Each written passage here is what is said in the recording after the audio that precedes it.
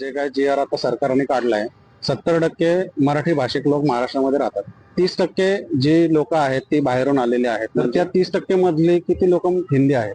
तर त्या लोकांना मराठी शिकवायचे सोडून सरकार आमचं महाराष्ट्राचं आम्हाला हिंदी शिकवायला, आमच्या मुलांना हिंदी शिकवायचा प्रयत्न करतात. आता इंग्रजी भाषा ही सर्वश्रुत वापरली जाणारी भाषा आहे, परंतु हिंदीचं सध्या असं अजिबात राहिलेलं नाहीये. तुम्ही कर्नाटकमध्ये गेलात, तुम्ही तामिळमध्ये गेलात, तर कोणीही तुमच्या हिंदीला विचारत नाही.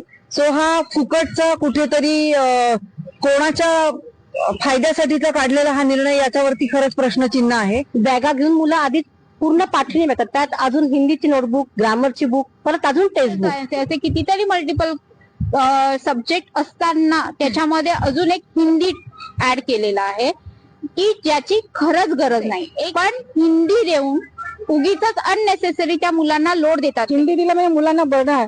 आजच्या शाळांची गरज अशी की जे सब्जेक्ट आहेत त्यांनाच तुम्ही प्रोव्हाइड करत नाही टीचर्सला. इथेच हाल चाललेत मुळे. ते कितीतरी शाळांचे प्रश्न ऐरणीवर असताना सरकार त्याकडे लक्ष देत नाही. खरं तर इथे कुठेतरी अतिशय स्पष्टपणे सरकारची भूमिका दिसते की कुठेतरी मराठी लोकांना किंवा मराठी भाषेला दुय्यम स्थान द्यायचं, याचा आम्ही पालक म्हणून या ठिकाणी निषेध करतो.